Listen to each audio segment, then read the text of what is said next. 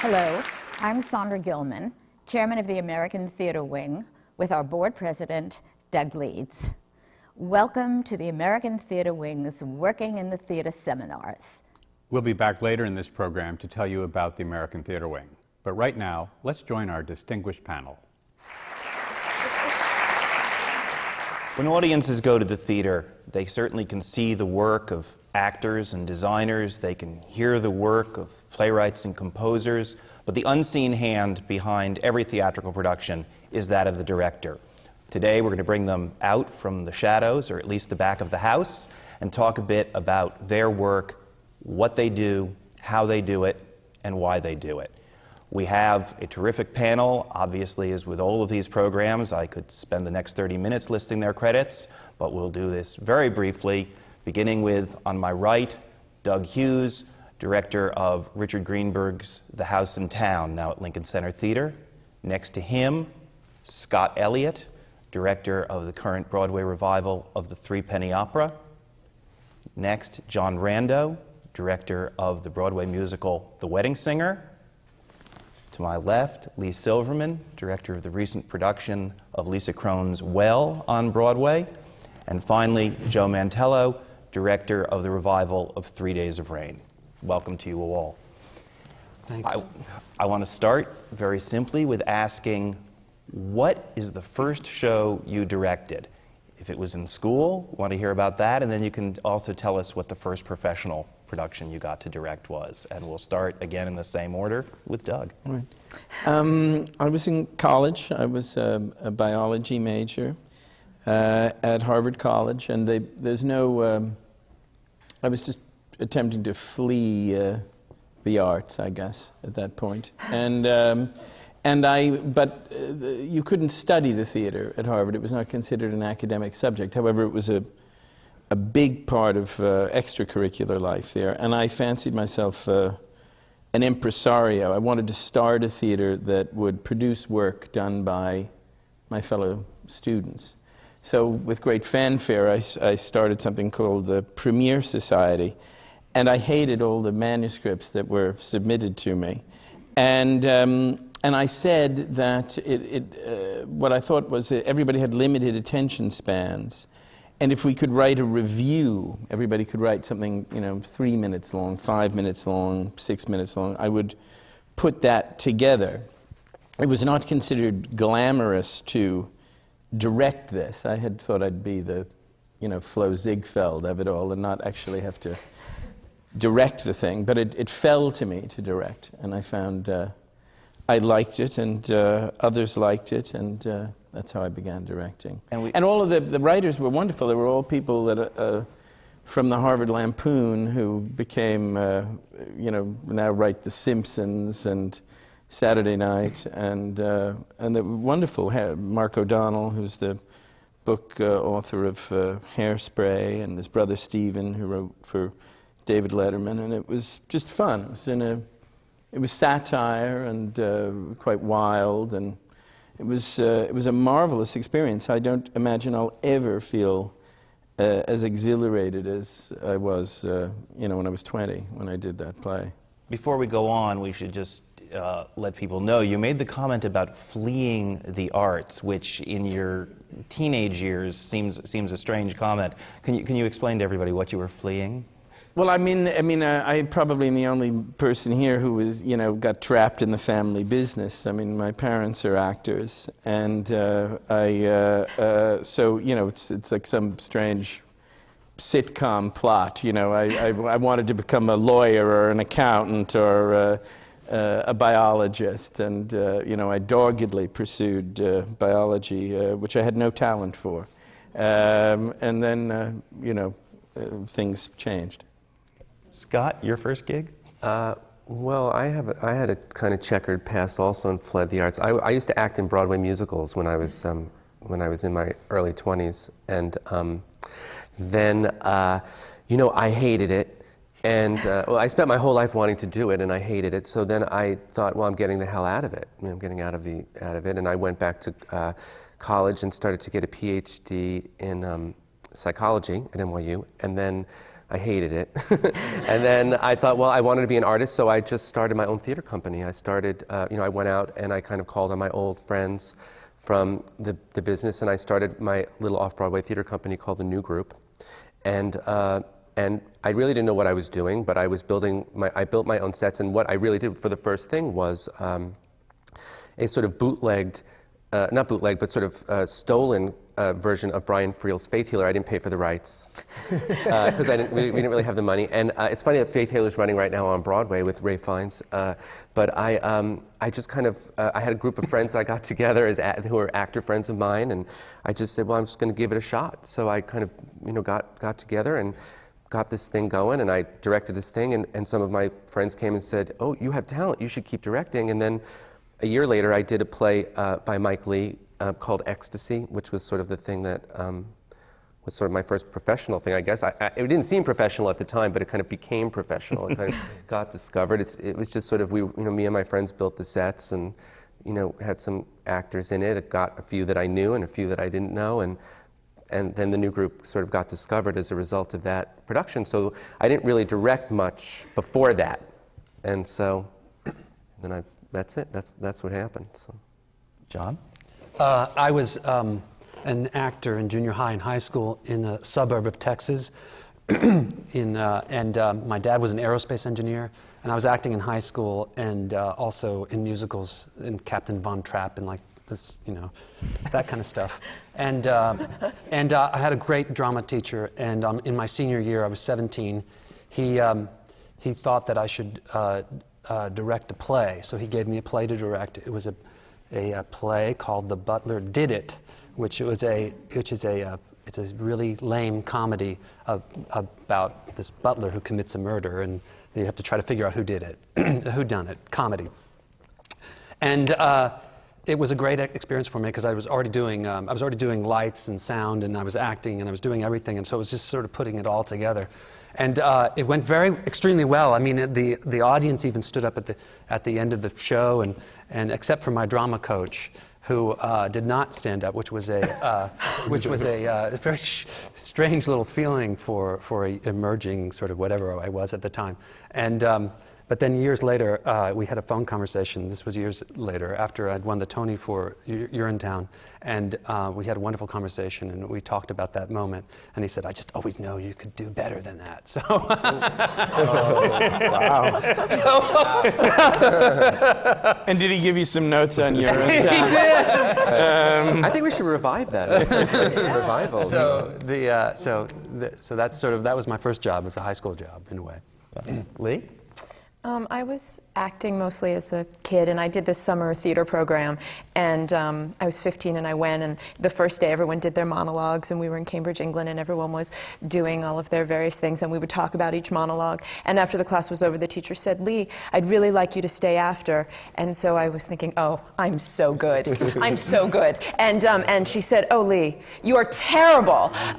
You should really stop acting, but you're really smart, and you should think about maybe directing." And she handed me Ibsen and Chekhov, and I spent the summer directing while everyone else got to do their little parts in the play, and it was really, she changed my life. And when I got back, I did a lot of directing in high school and in college, and actually my first play that I directed was a play called Compromised Immunity, which was this tiny, obscure British play that was on a double bill in my high school with Really Rosie.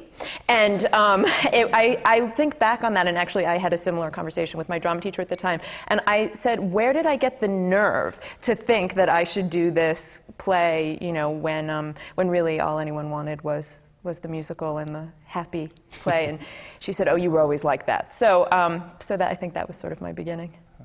Joe? Well, like a lot of you, I started as an actor, and in the late 80s, I think, I was fortunate enough to be taken in by Circle Repertory Company. They're no longer around, and they had a sort of a second company called The Lab, and I went in as an actor and had sort of a not very good experience on a play, so I thought, I got indignant and thought, well, I'll direct. And so I did a play that a friend of mine, Peter Hedges, who's a novelist, playwright, screenwriter now, it was one of his first plays, and it went really well, and it was really successful for its 3-night run. And I thought, like, oh, this is great. This is what I do. And then the following year, that play, that little production, was moved to the main stage, and it was a disaster. But the great thing about being a member of Circle Rep was that, it was a strange, dysfunctional family. It was this amazing place. Your parents were there, but what they did, what I felt was that there was a commitment to me, and as a commitment to my growing as an artist, and that it wasn't about how good your last production was or how well it was received. That after that sort of disaster of that first show, they gave me something the next season, and I think certainly without them, I don't know that I would have even become a director, because it wasn't in the realm of possibility for me. But because they sort of kept gently nudging me and saying, "Go ahead, it's there, keep going," and nurtured it. It really made all the difference. And when I walk by the theater now, which is a restaurant, it's very sad. So to follow on that, the people who nurtured you, and you were in an institutional setting there, you've all worked with not-for-profits as well as in the commercial arena. What is it and who is it that helped you along as you were developing your careers? I mean, the high school drama teacher aside, were there specific people who guided you as you were developing as director? I'll ask you, John. Yeah, absolutely. I studied also I have a graduate degree from UCLA, and there were a couple of wonderful professors there, and who really helped me develop and get my sort of craft together. But then once I graduated, I went down to the Old Globe Theater, and I became an assistant director. And I sort of had a different path in that I assisted. For 5 years, I was an assistant director, and I worked with about 20 different directors. But sort of the sort of most important mentor to me was Jack O'Brien, marvelous director, who everyone here would know. I was his assistant for about 1.5 years on most things he did in San Diego, and his influence was very important to me in growing. I worked also with other in New York. I worked with Lynn Meadow and Adrian Hall and numerous other, Joe Dowling, these wonderful, wonderful people. But the assistantship for me was a wonderful time, because even though I was making no money and I basically was living on people's sofas in Manhattan, I had a voicemail at that time because we didn't have cell phones, and I had a P.O. box, and I would go from couch to couch. And in fact, another director, and who was an actor at the time, Nicholas Martin, called me the house sitter to the stars, because that's basically what I was doing. If there was somebody, like I was assisting on a show called Lips Together, Teeth Apart, John Tillinger was the director and Terrence McNally was the playwright, and I didn't have a place to stay after that show opened, and I had to be in New York for several months, and Terrence was going away to do a show, so he offered me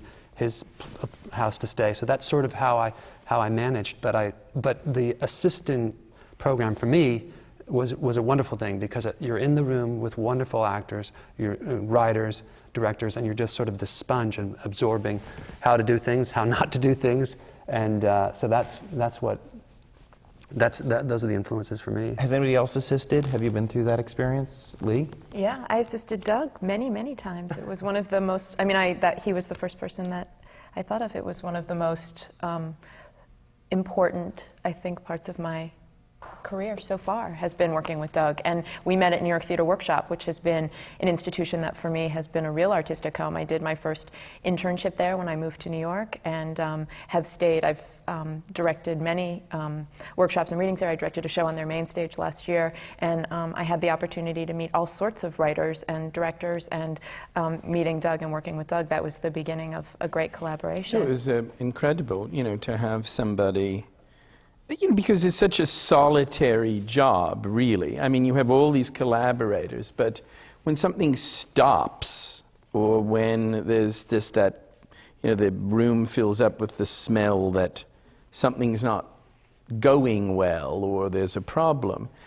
you can feel terribly solitary, and I love having an assistant in rehearsal, and I never had any proper training, I taught at Yale for a little seminar about Molière plays for a few years, and I felt terribly self-conscious when I was asked to go up there, because not only had I not ever taught in an academic environment, but I'd never gone to drama school. I mean, it was very old-fashioned, fantastic the way that people used to become lawyers. I felt apprenticed, and that moment, which I think is a defining moment when you're a director, where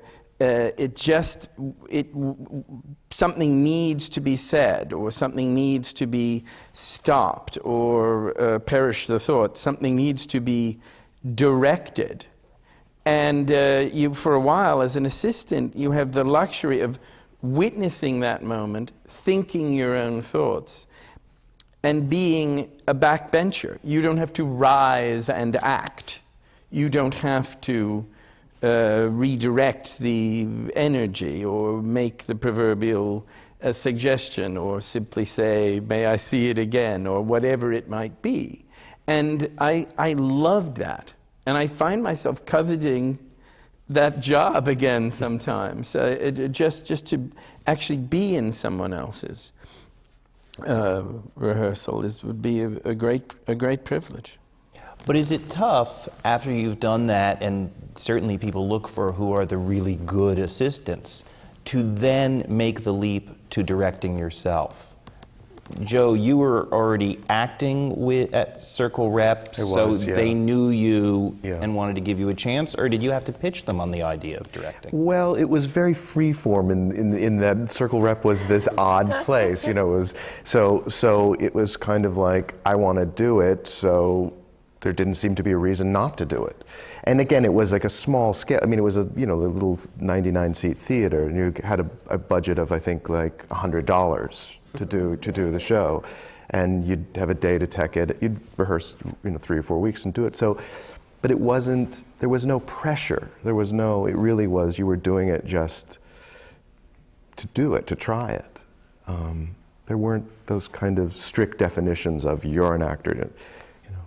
Leigh, you assisted Doug many times. Did Doug give you the chance to direct? Did he open the doors for you?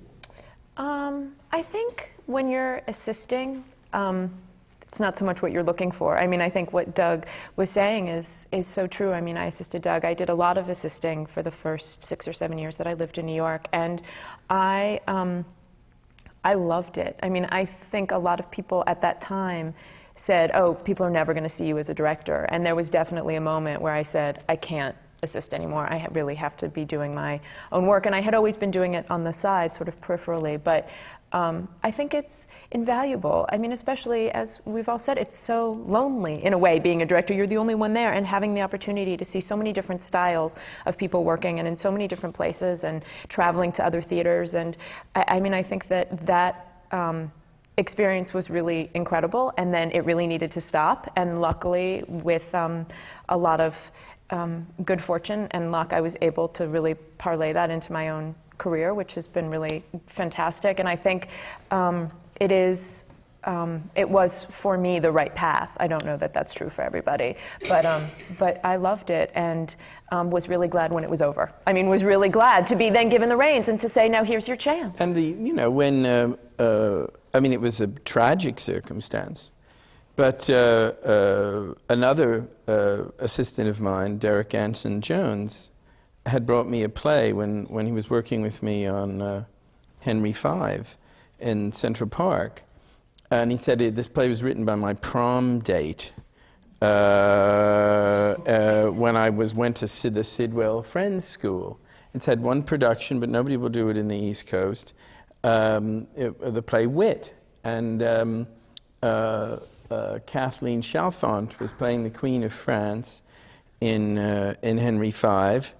And we were sitting there one day, and I read the play, and I said, I think, she'd be just unbelievable in that part. And he said, well, if you ever run a theater, maybe you'll actually let me direct the play.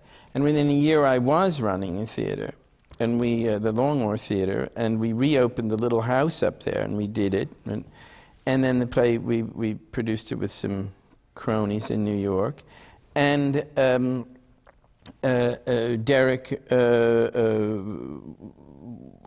was an AIDS casualty. He was mortally ill, and Leigh did the London production. Leigh did the Los Angeles production, and it was this phenomenon of she'd known Derek, she'd work with me. And she did extraordinary, looking after Derek's production, both in Los Angeles and London. And so, Scott, with young directors, you're running a company. Do you have the opportunity to give them opportunities? And yes. What do you look for when helping someone or deciding to let someone maybe take a leap, either from only a handful of productions or indeed just assisting? Well, every situation is different. Sometimes, I'll meet somebody that I think is really great, like this young director who's directing the next main stage at the new group is this guy, Carl Forsman, who runs a little theater company of his own that he started. So it's sort of kind of interesting. We have a kind of nice understanding of the way it's supposed to be. And so he really impressed me in a production that he did with us last year. And so now I'm having him in again. It becomes very complicated because, even though it's a not-for-profit theater, and I did start it, and literally the play that made the new group, Ecstasy, I produced on $5,000. And, well, because all of my friends were, it was just a sort of communal effort, Now they cost so much more than that. I mean, it's crazy how it grew over the past 10 years. And so I'm a little bit more careful, about like making sure that, the writer, whoever's play that we're doing is, comfortable with the director. That's a very, very important thing because I don't like getting into those sorts of casualty fights between the writers and the directors. And as the artistic director, that's sort of my job. And but I do, so it really, it always varies. And sometimes a director is not young in years, but maybe young in professional experience. But we do like to give people opportunities. But on the other hand, sometimes we like to hire people. Like we would love to have Joe come, or Doug, or John, or Leigh, come and direct something at the new group also, because it's the standard of work is high, and their work is so terrific. But we also have a new second stage that we just started a couple of years ago that we're still really figuring out, called the new group Naked, which I guess is sort of very, very low budget. Although not as low budget as I started, it's certainly a good budget when I think about it. But it's sort of, and that's a place where we can really birth new writers and directors without the pressures, like almost in a weird way, like Joe was talking about Circle Rep, where we can birth people in a way that doesn't put the sort of pressure of the New York scene on their shoulders, which is hideous. It can be really hideous, especially on young artists, and it can really break people.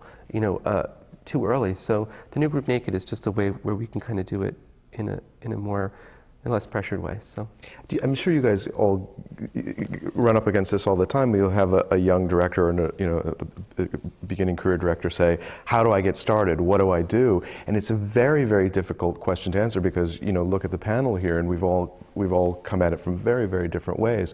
So it's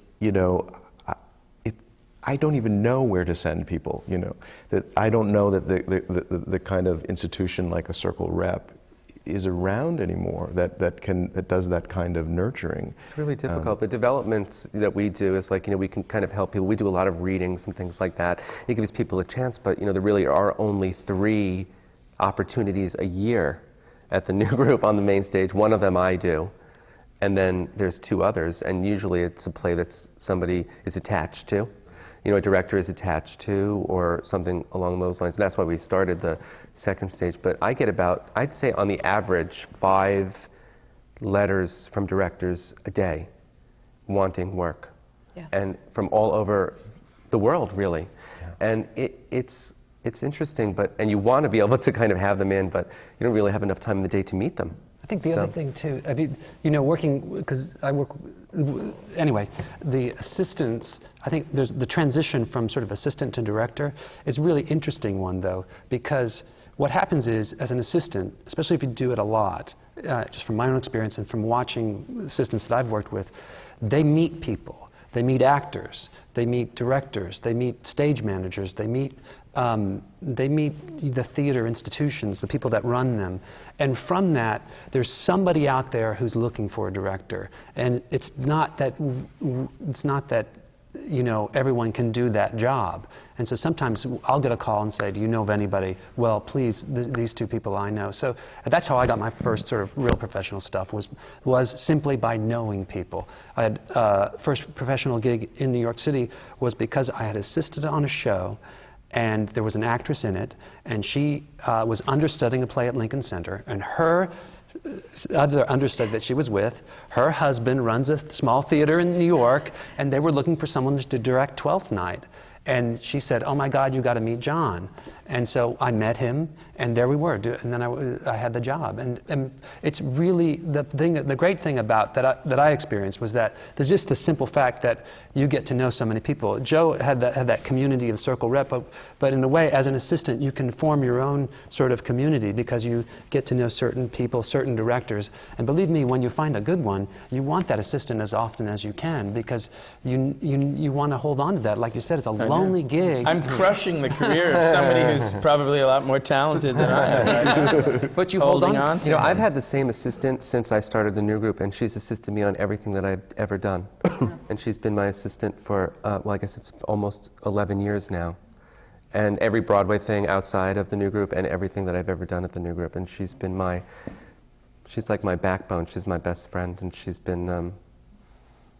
quite a deal older than me. She's about 25 years older than me, and she's a soap star. But but she's been my assistant for forever, and I can't imagine not working with her. Well, let's come off of the assistant issues and go now really to the work that you do. Earlier, everyone alluded in some way or another to having been a performer, or in Doug's case, at least growing up around performers. Do you think it's essential? Yeah, I performed with Beverly Sills, man. Well, I was in the Spirit Trio at the City Opera, okay. So I don't want you to slight my resume as a performer. My apologies.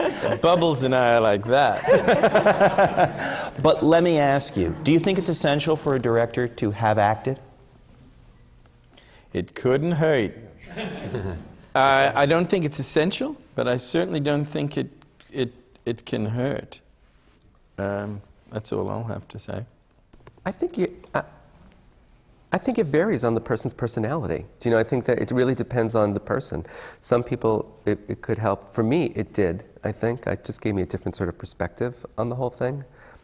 But I think some directors have never acted, and they're fantastic directors. So I don't think it's necessary, but certainly it gives you, it's interesting. Yeah, I mean, I think so much of directing is knowing how to talk to people. Yeah. And so in a way, whatever that is, that gives you the ability to navigate all of the personalities Right. and all of those really difficult conversations, and whether that means you've studied biology or you've been an actor, or I think no matter what it is, being able to work with designers, to work with actors, to work with producers, to deal with the money people, you have so many different personalities, and I think sometimes very treacherous waters, and I think whatever advantage that you have because of what other outside experiences you might have gathered, it helps. But it's so funny, like the kind of acting that I did doesn't reflect at all the directing that I do. Yeah. You know what I mean? Like what I did was Broadway musicals. That was basically what I did. I trained my whole life to do that, and that really isn't what I do normally. And I would if I have, but really it doesn't really reflect the sort of work that I do as an artist, and it doesn't feel. It's funny. It feels a part of me, but it doesn't feel a part of me, and so. It's almost like I retired that part of myself when I became a director, but you don't really retire parts of yourself. You're influenced by it, but my taste is not the same as the sort of work that I was kind of forced to do. Maybe that's why I hated it so much. I got at that. So I also think that the sort of the skills that you have to learn as an actor are useful to understand as a director, even if you don't act.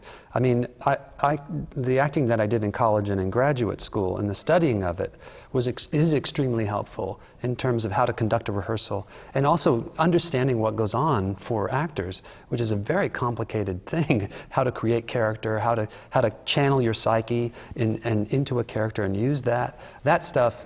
It's really nice to be very intimate with the kind of things that they have to go through. You know, and so I thought I was going to be an actor, and I just thought it was too much about myself, so much about the body and the voice and the speech and the action, and I was much more interested in the larger picture and this larger storytelling. But to understand that and to, I have this problem that I adore actors, and it's great to be around them, and I think they're incredibly brave and courageous to do what they do, and it's not easy what they do, and they make it often look so easy. So for me, I mean, I was a huge fan of Joe's as a director, but also as an actor. Yeah. That's an extraordinary thing that you have that talent, that you could do both.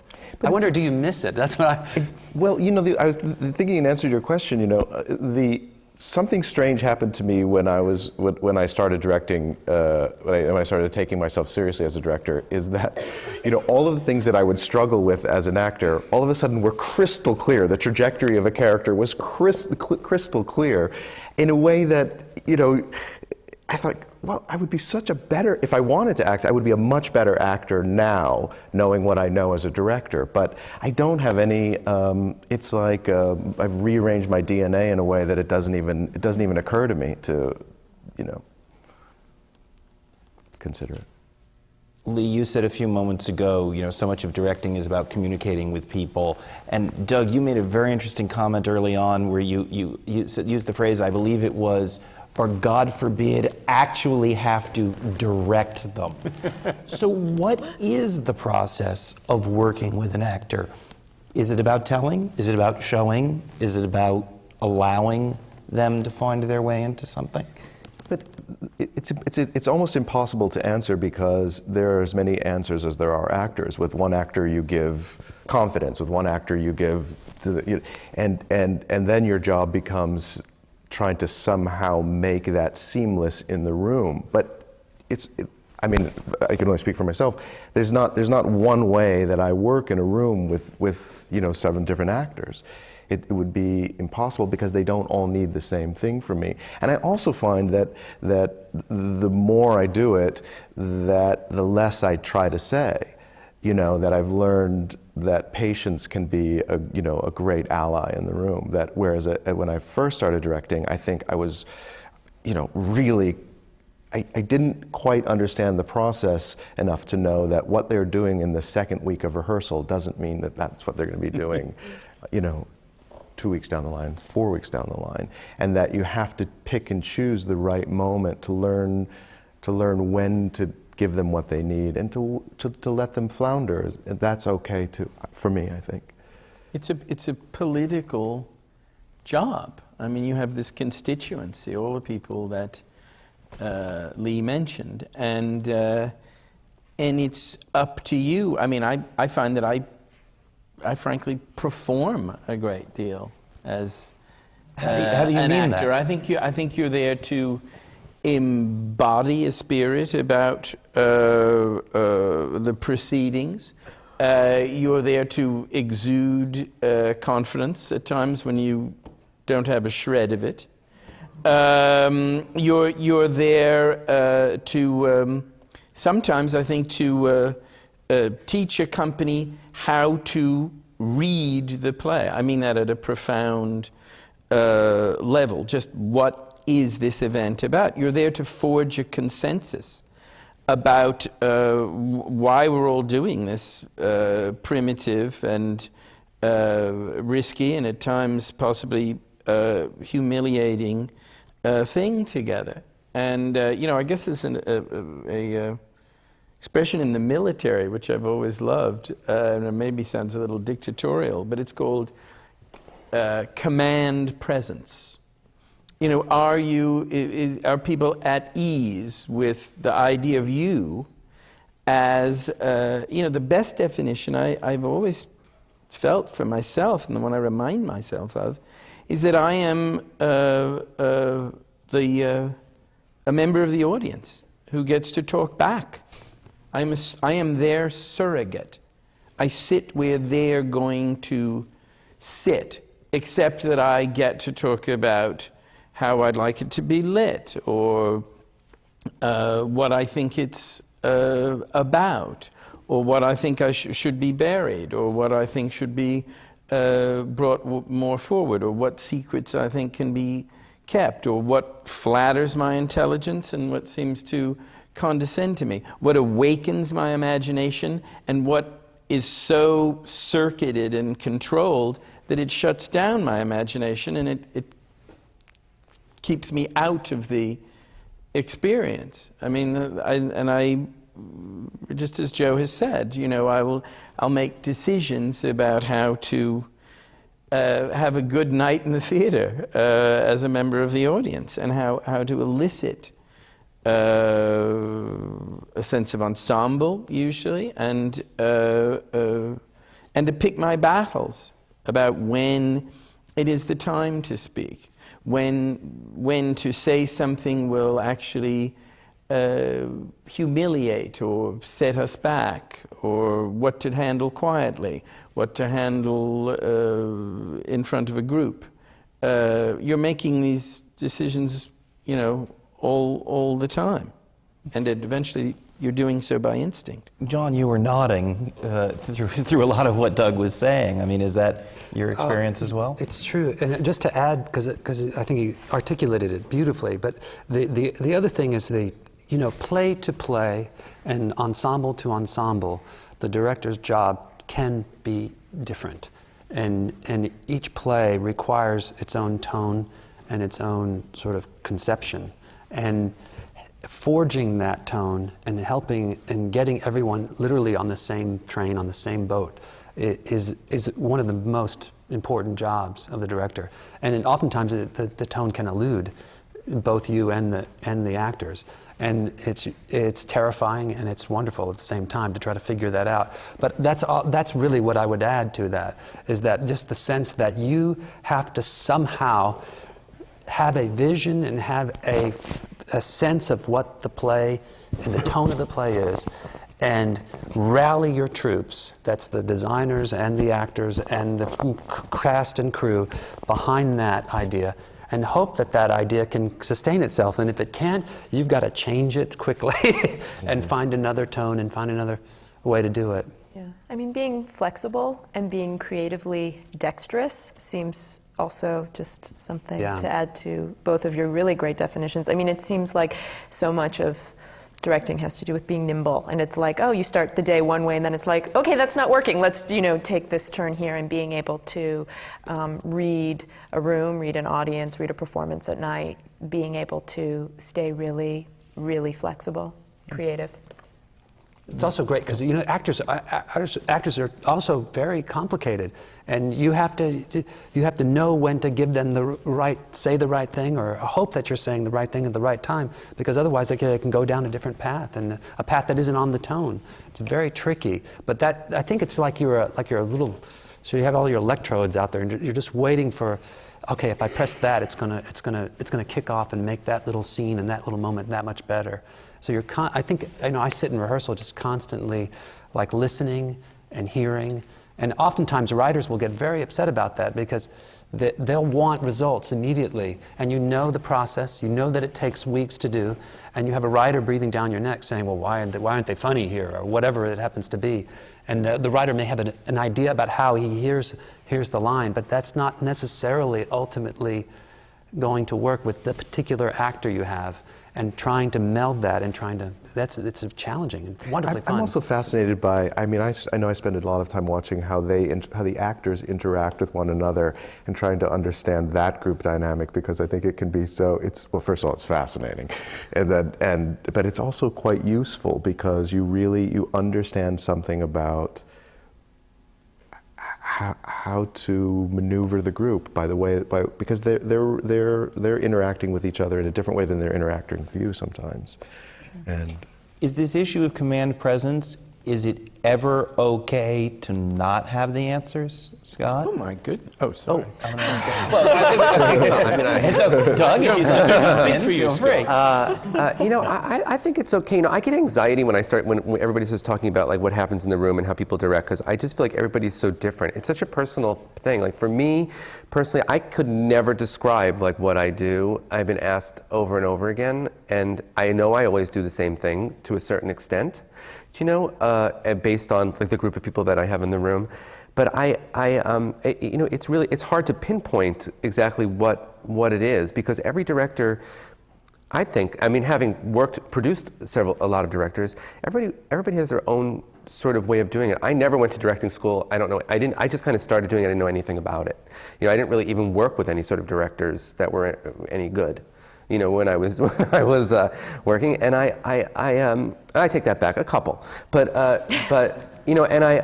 so for me it's a very sort of it's really personal. Like when I go into work on something, I always bring myself into it personally, and some people don't. Some people don't believe that that's the right thing to do. Some people believe the right thing to do is to just serve the play and the playwright's ideas, but I can't really do that. I don't really, if I don't have an emotional response or a personal response to it, I have the freedom to kind of bring that in. I wouldn't enjoy it. So I don't know, I go into some sort of weird head when I'm directing. The time goes really fast, and I don't really often remember the morning and the afternoon. But for me, it's just always, like I try to just be myself as much as I can and create work that I guess over the years, nothing against the audience. I love the audience and I want the audience to like it. But I've relieved myself of the pressure of having to force the audience to like it. I have to create it because it's my sort of thing. It's my work of art. And if an audience likes it, great. If the audience doesn't like it, that's great too. So I try to be me in the rehearsal room and not be something else, or try to create something that appeals to me. That's so true about you, because I've come to I've come to see your shows, like you say, like a third preview, and well, you have. I think Joe was an early supporter of mine. I have to say that this man really. When you ask about where you get confidence from, I didn't really have any. I was never an assistant, and but a couple of people in my life who kind of came out when I first started working, like Joe, and we've remained friends and sort of college. But you're so confident in a way that it's just shocking to me that you let people come to your third preview, and it's what you say. You think like, well, this is where we are now, and I'm comfortable with it, and it's a process. I could never do it. Yeah. Ever. If you show up on my third preview, I'm going to kill you. No, really, I think it's because I've produced so many plays, and I've witnessed the anxiety of directors from as a producer, and I feel it because I'm a director. So I've learned in a weird way to sort of I've let it go, basically, well, and it's given me some sort of freedom. Amazing. It's given me some sort of freedom. I don't know, because it's a personal job. You pick plays because you love them, or you want to do them, or you feel passionate about it, and so you have to stay true to your own self. And I sit in an audience, and sometimes I like things that people hate. Most people hate, and sometimes I love things, or I hate things that everybody likes. So I had to say, well, I can never go into it thinking about pleasing, everybody in the world. So I just try to please myself and the artists that I'm working with, and hope that everybody is, clear and feeling good about the work that they're doing. And that's sort of my mission. I don't know. Well, with that, we're going to take a short break and hear a little more about the work of the American Theater Wing. The American Theater Wing has played a vital role in New York's theatrical life for more than 60 years. We stand for excellence, and we support education in the theater. Best known for creating the Tony Award, our work reaches beyond Broadway and New York. These seminar programs, which are supported by the Annenberg Foundation and the Dorothy Strelson Foundation, are an unequal forum for discussions with today's most creative artists. Downstage Center's in-depth interviews are heard on XM satellite radio. Our grant and scholarship programs support New York theater companies and theater students. And since we began, we have given away more than $2.5 million. Our theater intern group helps young people who are just starting in their careers build a professional network. And Springboard NYC is a 2-week boot camp for aspiring actors from colleges across the country. All of the American Theater Wing's educational and media programs are available for free, on demand, from our website, americantheaterwing.org. Now, let's return to the seminar. At the very top of the program, I alluded to the invisible director.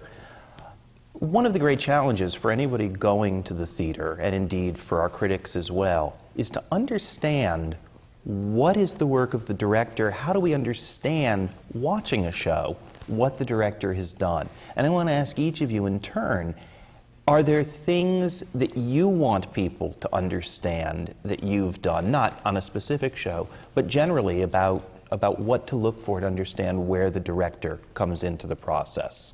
I'll start with Doug.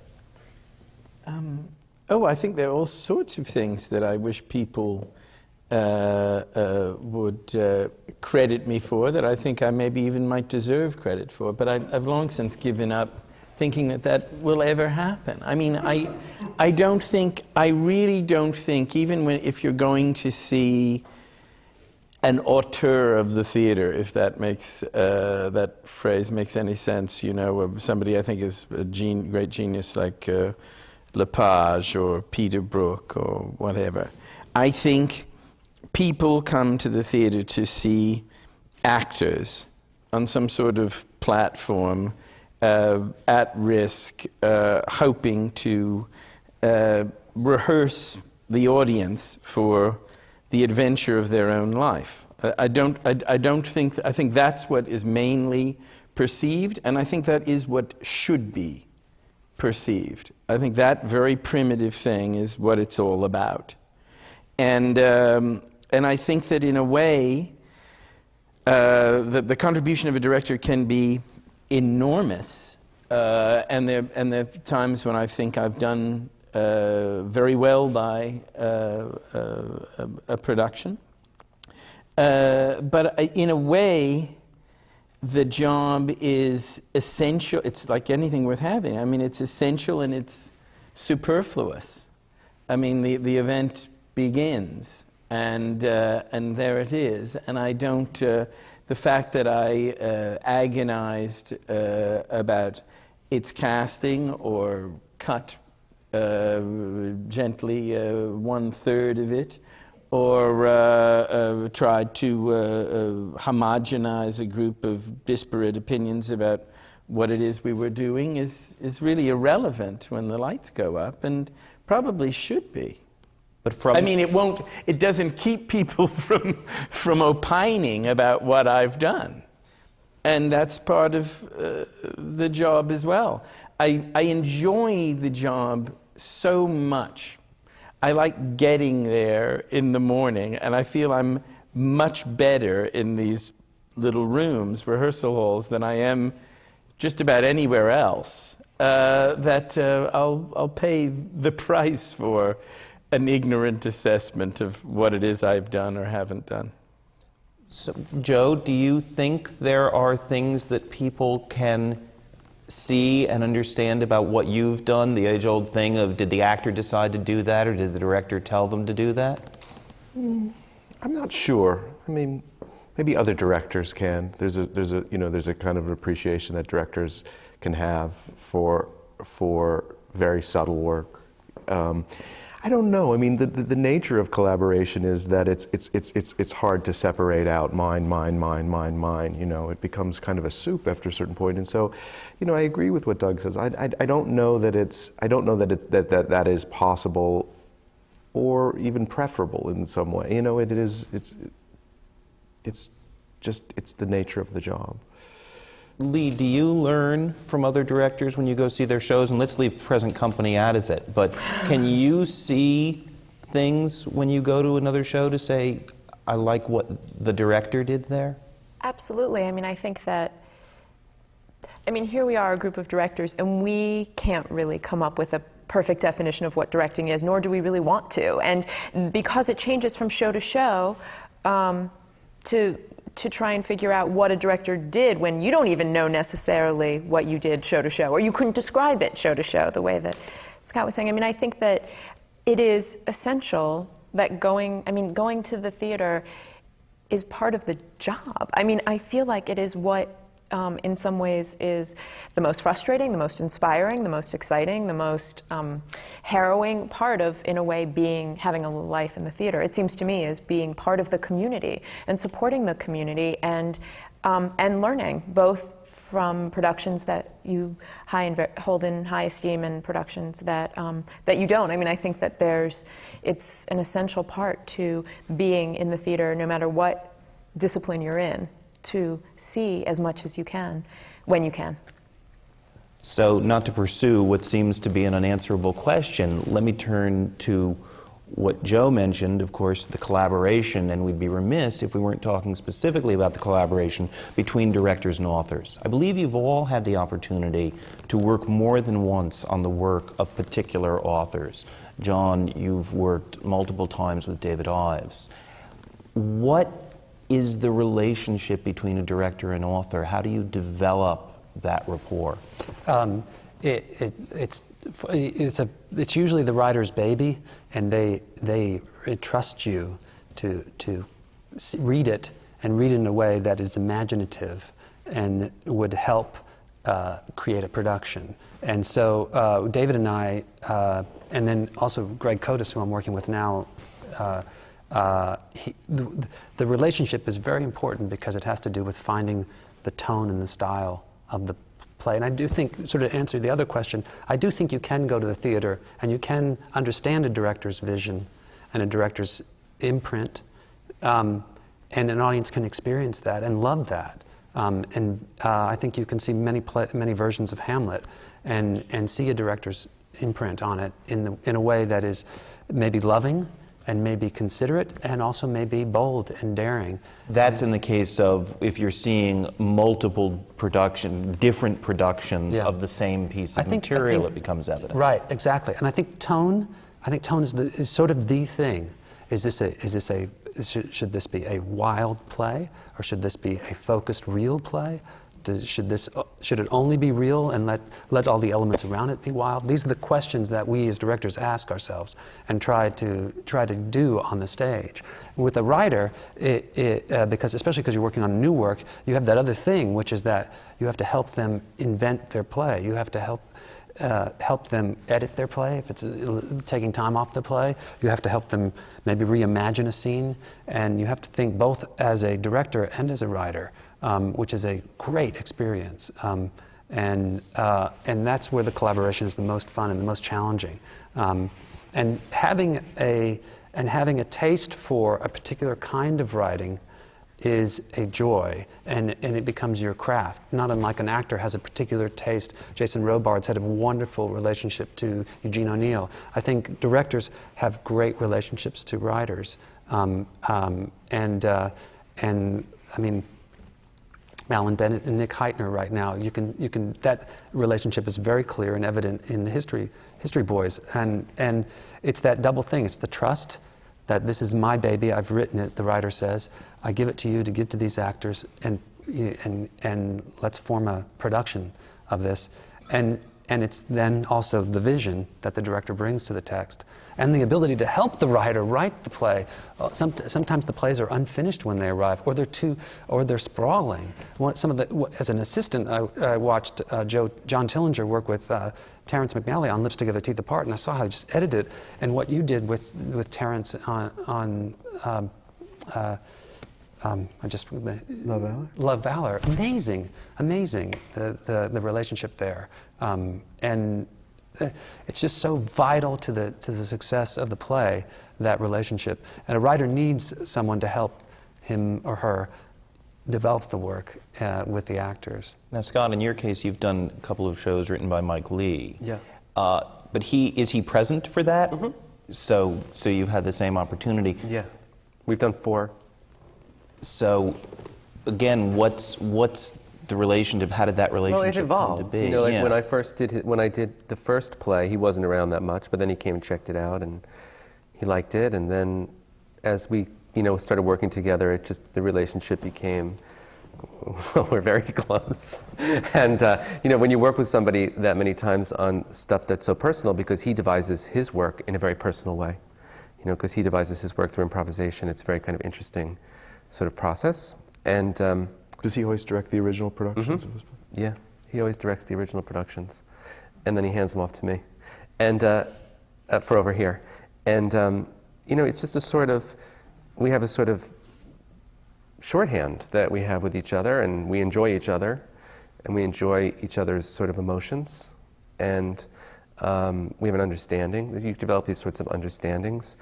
We're working on 2 others. So it's like a sort of ongoing relationship. When you find somebody that you love and that you trust, it's nice to keep it going. I have a similar relationship with Wally Shawn. Wally Shawn I've worked with several times.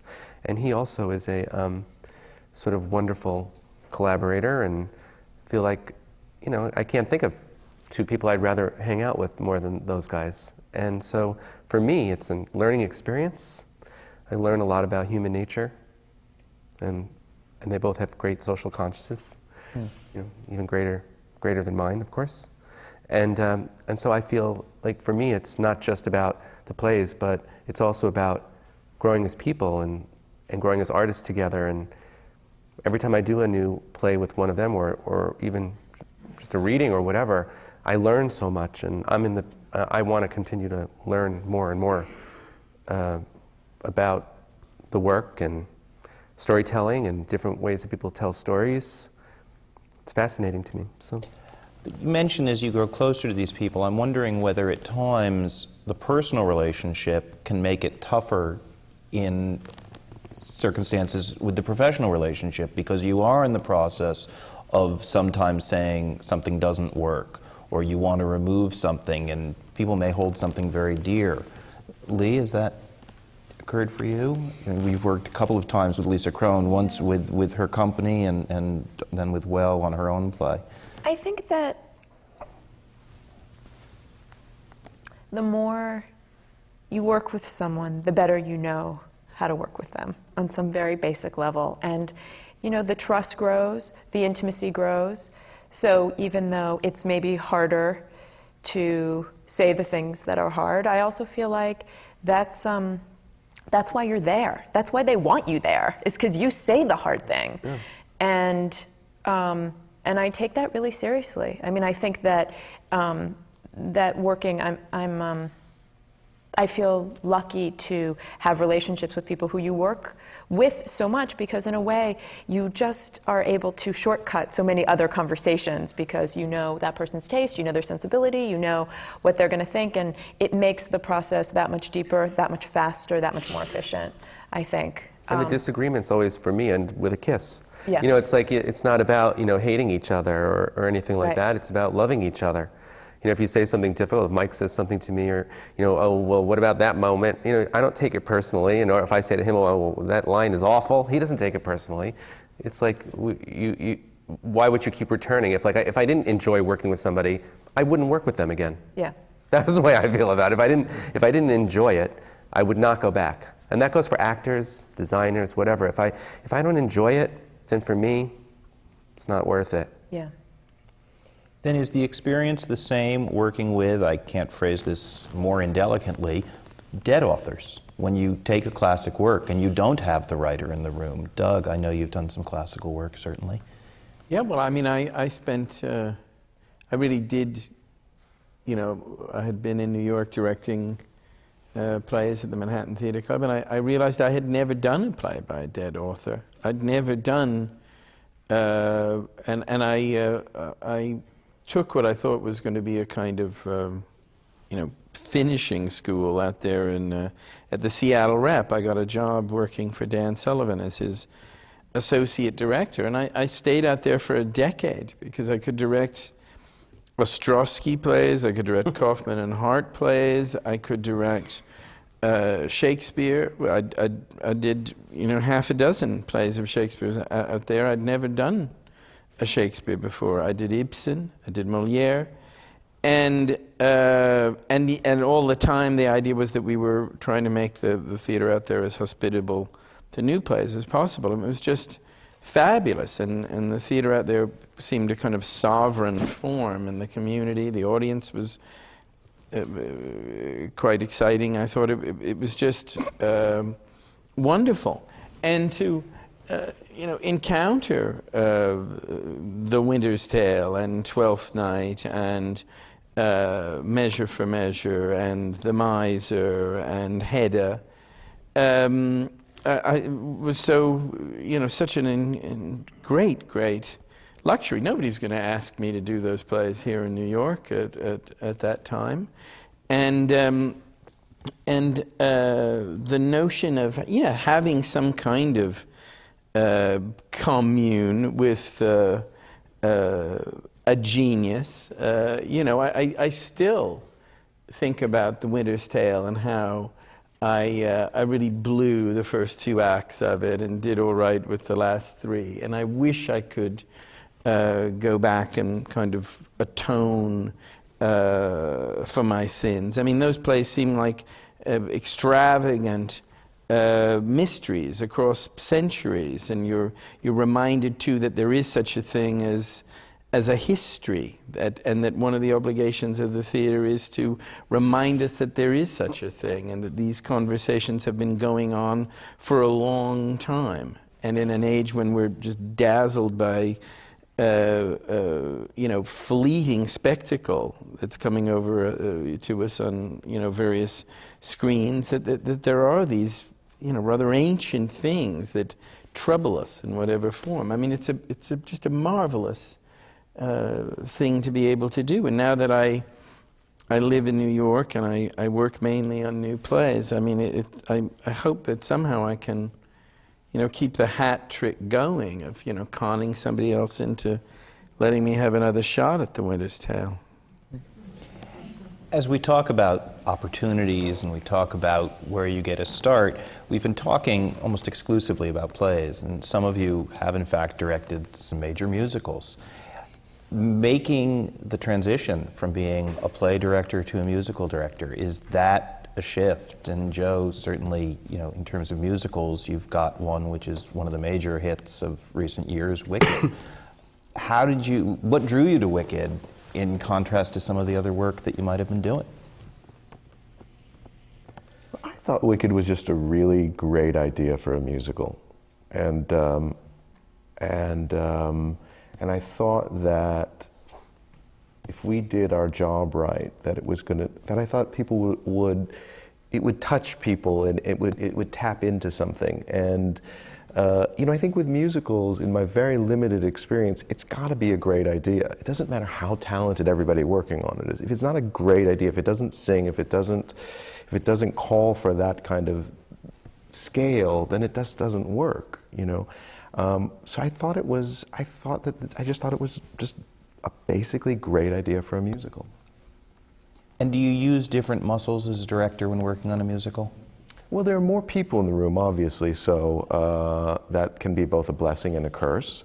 There are certainly more votes on everything. Actual votes? Well, yeah. Or is it your command? Your command presence ultimately? No, I don't mean that. I just mean that when I'm working on a play, when any of us are working on plays, it's usually you're sitting there with the author, and maybe the producer might chime in, but it's really the two of you making the decision. There's a book writer, there's a composer, there's a choreographer, there's a musical director, there's so and everybody has to try to get their needs met, and finding that one person who can who encompasses everything that everybody wants can be quite difficult. But I've been fortunate for the most part that most of the people that I've collaborated with, we really I've very rarely had any knockdown, drag out fights about an actor. And now if I see that that's the way that it's going, I don't know. I mean, that's usually not a good sign. John, your experience going into musicals? I think to just sort of reiterate what Joe was saying, they're dramatically different in that there's a larger there's a larger consensus that you have to kind of corral. That yes, you are in sort of a command presence, but you do have to listen to many voices, and negotiating those voices and trying to figure out, and sleeping through the night trying to think about what's the next move is the most complicated, because it is something. They do sing, they do dance, sometimes you have an enormous technical show that you're trying to pull off, for me, I got started in musicals because I did them in high school, but then I didn't do them through my early career. And then I was working with David Ives, and he was also working at Encores, and which is this great thing in New York, the City Center Encores, where they revive plays that are just plays that will never get done, musicals. And he hooked me up with Kathleen Marshall was running it at the time. And that was a great training ground for me, because you have to put up a musical in 2 weeks, less than that, 8 days, and you have a full orchestra, and you're talking about a very large room as opposed to a play. There are a lot of actors, a lot of singers, a lot of dancers, and an enormous orchestra. And so the job becomes different. As great and as fun as it is, it's just a different task. It requires different skills in that way. And also you're trying to tell story through song, which is a big difference. I remember the first opera I directed, which was the opera of The Crucible, and it's such a great play. And it's such a great story, and the opera's a wonderful opera. But I remember saying to the singers, "Well, God, if you just didn't have to sing, we could do that." So that's the truth. You're trying to give them a through line, but the through line is carried by music, and so you have to sit with your musical director or your composer or both, and understand the through line that's in the score. And that's a wonderful challenge for a director, and that's the great thing about musical theater. It becomes a wonderful playground in that way, and challenging at the same time. So I love being able to do both. It's a joy. Scott, I believe I read a quote from you about Threepenny Opera where you talked about it almost as much as a play interrupted by songs. Yeah. Well, it was that's the way it was kind of constructed, actually. Brecht and Weil kind of got together and tried a new sort of form, this sort of musical satire sort of thing, satirizing 80 million things. But which predated the integrated musical as we now talk about them. Yeah. So working on a show like that now, where we have a different expectation of what musical theater might be, is that something that's particularly challenging in working on a piece like that? Yeah, I think it was a challenging work. Just the sort of kind of going in there and trying to make something out of something that is so sort of revered in a way. And I guess that happens a lot of times when you do revivals, and if you work on revivals, people have sort of preconceived notions about the way they're supposed to be. So for me, I try to let all of that go and not think about any preconceived notions, and just kind of approached it. Wally Shawn did a new translation and approached it in a way that was sort of fresh. I tried to look at it like a new show, and I tried to relieve myself of the pressures of having to create something that people saw in the McCarthy era and loved or whatever. And I just tried to look at it new and look at it fresh and put it out there that way. And so I think that the challenge of it was that the songs have nothing really to do with the plot or the scenes. They're just kind of, they're thematic, so they don't really drive the narrative forward in any way. They're just kind of there in between the scenes. And so figuring out that sort of, I guess you would call it vocabulary, if you were going to be academic about it, figuring out that sort of vocabulary was interesting and challenging. And I just kind of tried to figure it out our own way. We kind of all got together and tried to figure it out our own way.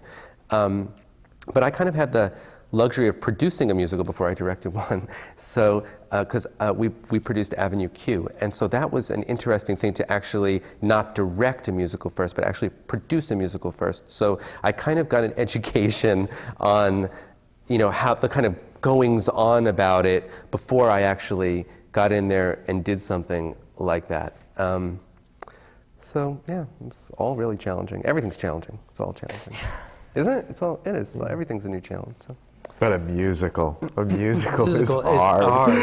Yeah, it is. Really hard. Because everybody knows how to fix it. Yeah, everybody has ideas about the way it's supposed to be. Right. Yes, Yeah. everybody does. It is really interesting, and the fanaticism around musicals is so interesting to me. Yeah. I mean, the kind of devotion that people have and the passion that they have for towards them. musicals, it's true. Like when they're good and when they're bad, Yeah. and when it's not. There's just a lot of noise around a new musical. It's true. Way And that also just there's kind of a like play people interesting don't like weird fans around musicals too. Like the stage doors of musicals it's kind of scary. It's interesting. But it's interesting to kind of see. I mean, for me it was a new sort of thing. I've done a lot of plays with I guess you'd say celebrities who people come and they want to get their autographs and things like that. But you're right, this sort of kind of ferociousness around musicals.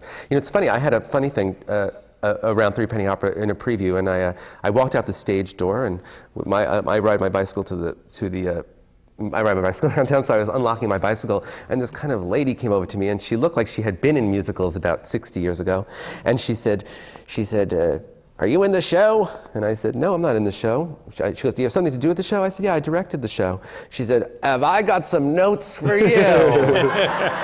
She said, "I've got some notes. Do you want to hear them?" I was like, I got to unlock my bike and get out of here now, but you can email me or something. And it's funny. So yeah, people do have a sort of interesting.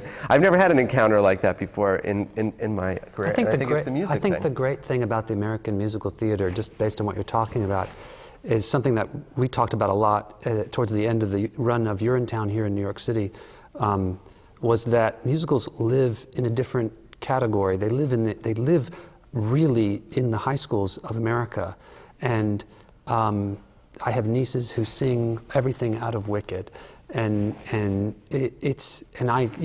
performed in high schools in musicals, and it's a very different animal, and it's a great thing because of that. So the passion is higher in terms of the kind of fanaticism that we're talking about, because I think it starts at a very early age for the fans, either people who come to the theater or people who want to be in the theater or know about the theater.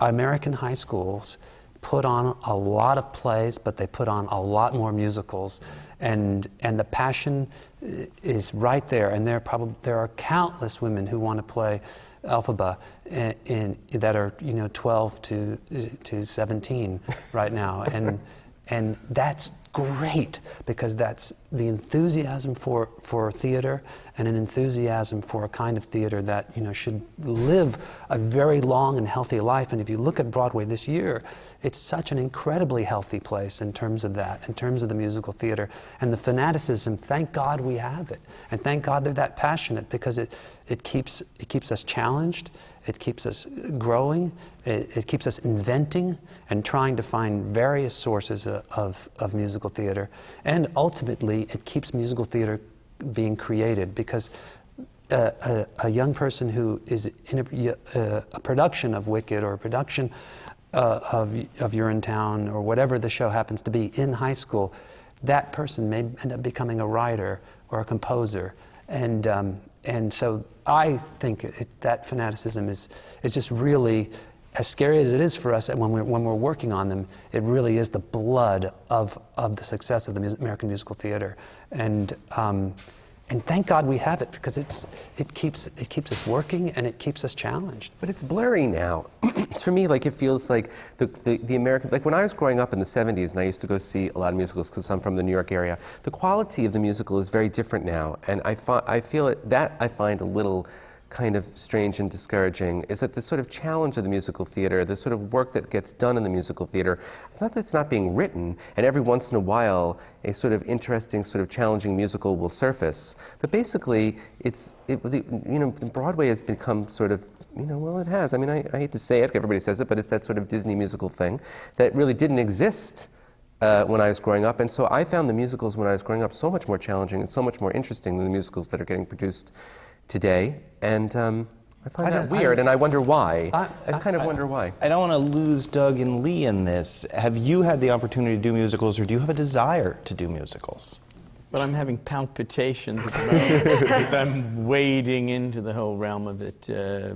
now, yes. For whatever reason, I've been asked, but it's in that, formative days, I think it's a good idea, and an act exists, and a half a dozen songs exist, and this sort of strange, hopefully very happy, committee work process. I mean, if committee work can ever be happy, but is about to begin, and there are expectations for it, and money being spent on it, and I'm so chary of it, and so aware of how perilous it all is, that I don't even want to mention its name.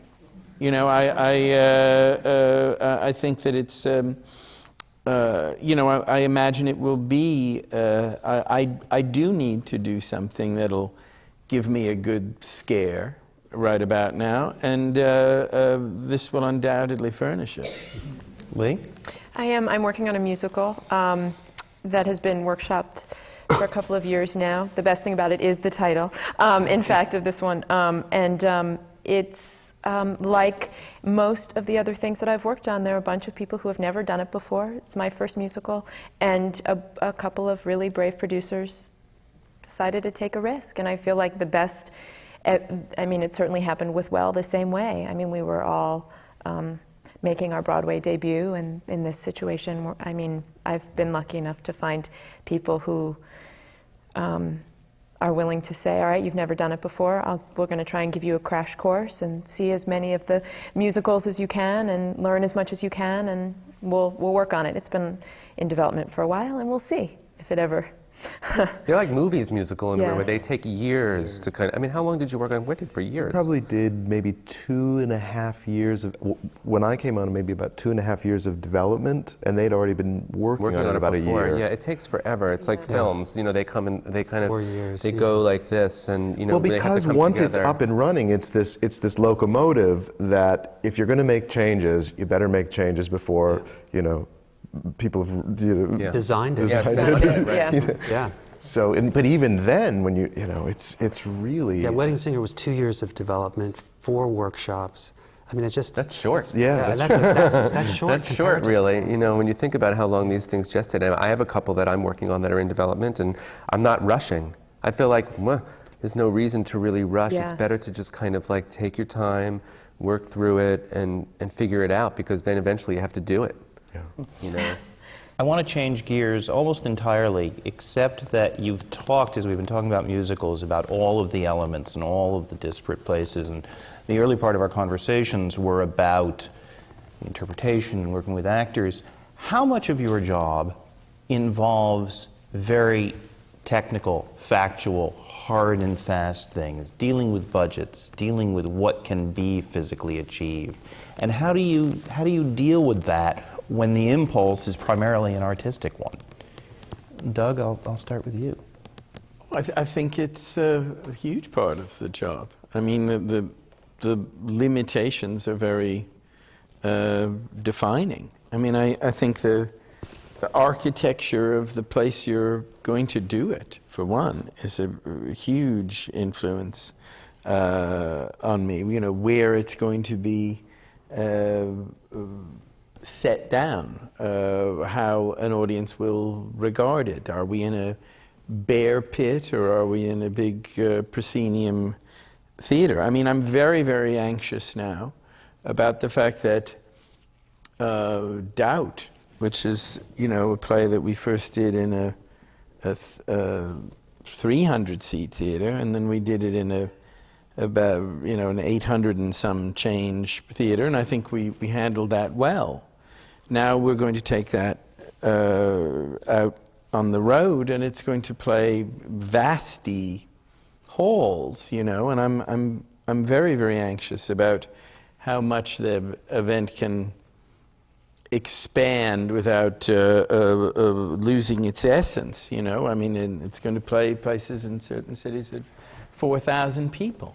Oh my God. And it was booked originally into the Curran Theater in San Francisco. Now it's gone into the Orpheum Theater in San Francisco, and I'm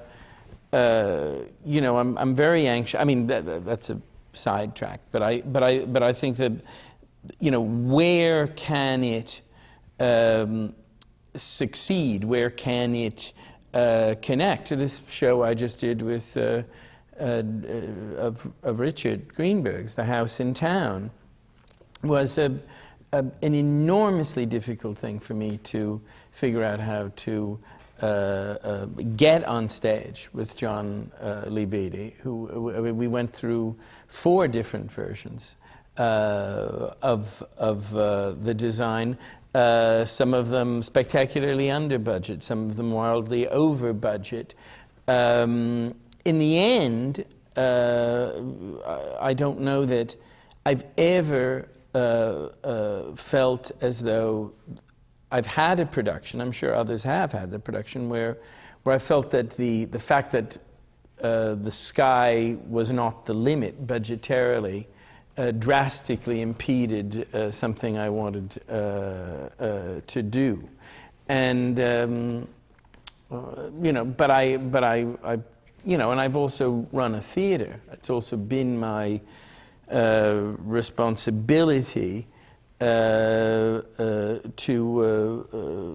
look after a budget. And so, as Scott has said, I think a lot of that anxiety fiscally, I seem to have almost, brought into my approach to production. But you said earlier limitations are defining. Can limitations also be freeing?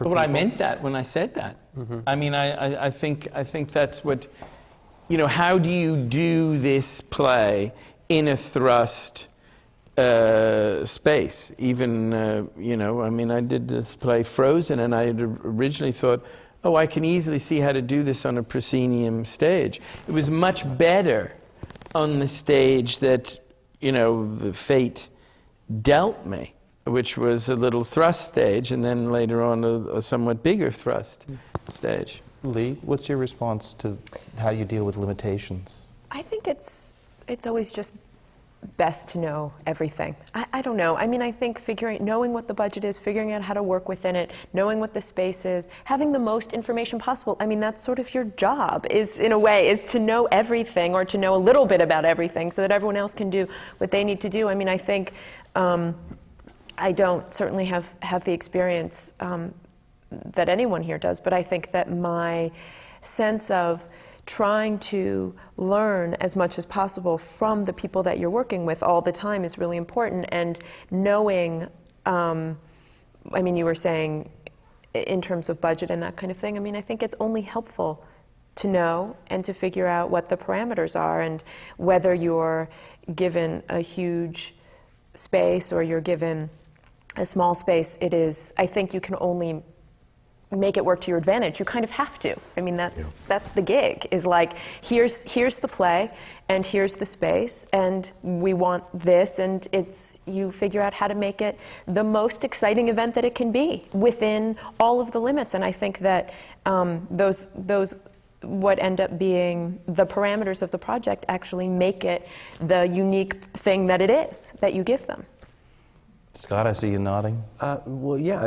I have the unfortunate job of saying no to directors all the time as far as budget goes. But I think, your imagination, that's part of it. I get off on it. I put the same limitations on myself that I put on the directors that work at my theater. I don't treat myself better than the other directors that work at my theater. And I think that there's a way, it's poetic.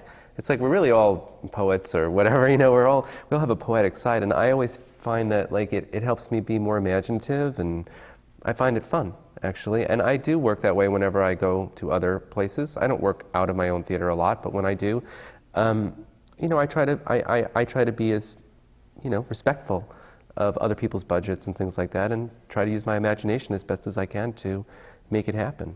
I think it's part of the challenge and makes it interesting and not so easy. So. Yeah. And I think that we're going to let that be our final thought. We're going to end on a note of fiscal responsibility. The limitations. Oh my God! Limitations of time define that we must do that. I've spent the past 90 minutes trying to define something which you have all said to us is ultimately not precisely definable. And so My mother still doesn't know what I do. What do you do? What do you do? What did you do up there? So we will simply thank you for doing all of the things that you do, whatever they may be. The American Theatre Wing seminars are brought to you by our longtime partners, CUNY TV, in association with the CUNY Graduate Center's Department of Continuing Education and Public Programs. Please join me in thanking our panel and for their work.